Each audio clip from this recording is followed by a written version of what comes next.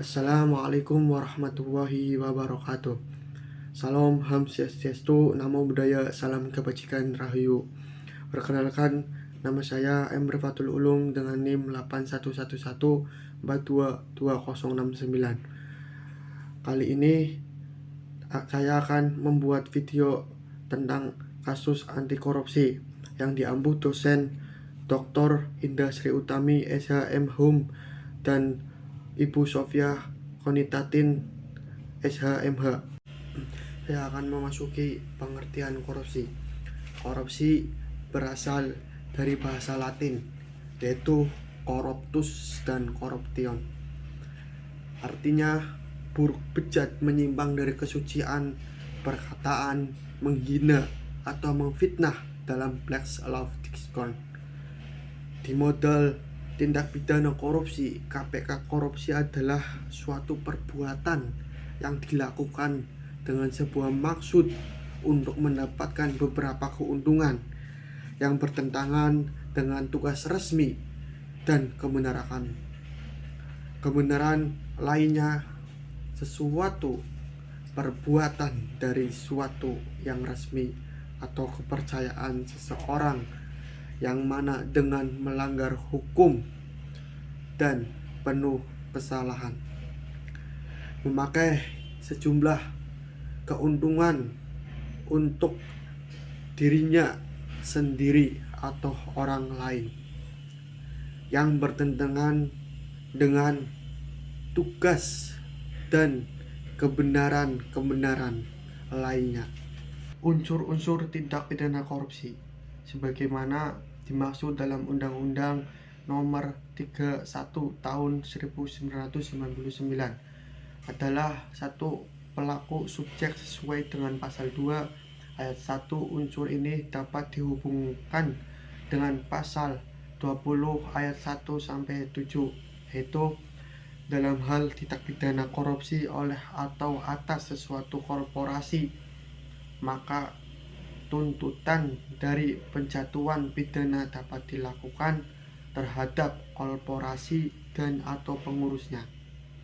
2. Tindak pidana korupsi dilakukan oleh korporasi apabila tindak pidana tersebut dilakukan oleh orang-orang baik berdasarkan hubungan kerja maupun berdasarkan hubungan lain.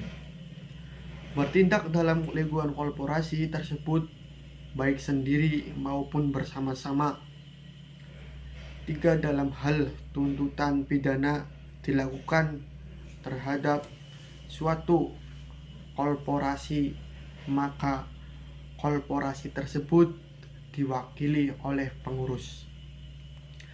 Pengurus yang mewakili korporasi sebagaimana dimaksud dalam ayat 3 dapat diwakili orang lain. Sebab-sebab terjadinya korupsi diantaranya adalah 1. Kurangnya gaji atau pendapat pegawai negeri dibanding dengan kebutuhan sehari-hari, yang semakin lama semakin meningkat. Yang kedua, tidak beresan manajemen. Yang ketiga, modernisasi. Yang keempat, emosi mental. Saya mengambil contoh kasus korupsi di Brebes. Kepala desa menggelapkan dana APBDes. Kepala desa Songgom, Kecamatan Songgom, Kabupaten Brebes, yang berinisial Sahuri, umur 54, resmi ditahan oleh Kejaksaan Negeri Kejari Brebes. Sahuri ditahan terkait dugaan korupsi anggaran desa dari tahun 2020 hingga 2023 yang menyebabkan kerugian negara sebesar 386 juta. Penahanan Sahuri didasarkan pada surat perintah penahanan Kepala Kejaksaan Negeri Brebes nomor print 403-M,3,30-FD, 1/09 2023 tertanggal 11 September 2023 dengan jenis penahanan di rumah tahanan rutan sejak Senin 11 September 2023. Sahuri telah menjadi tahanan titipan di lapas kelas IIB Brebes. Menurut laporan Suara Merdeka Pandura, kasus ini terungkap dari laporan hasil audit Inspektorat Kabupaten Brebes mengenai penggunaan dana APBDes Songgom. Selama tahun 2020 hingga 2022 yang diserahkan kepada Kejari Brebes berdasarkan hasil penyelidikan. Penyidik menetapkan Sahuri sebagai tersangka korupsi anggaran desa dan penambahnya selama 20 hari ke depan.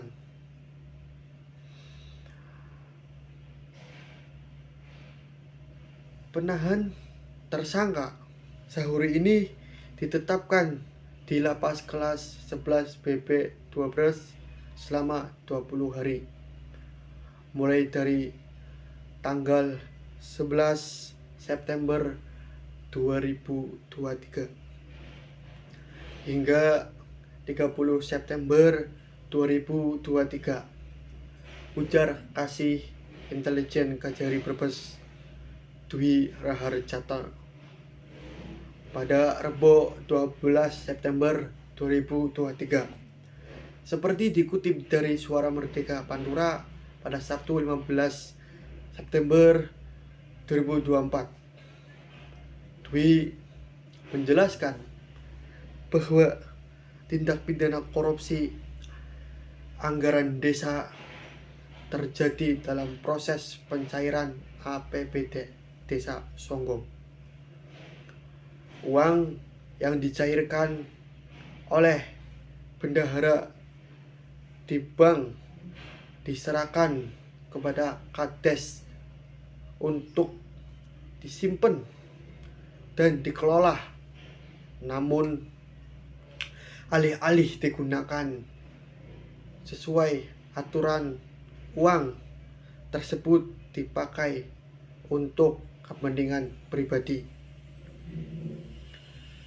Sahuri juga gagal menunjukkan laporan pertanggungjawaban dari kegiatan yang didapat dengan dana desa tersebut.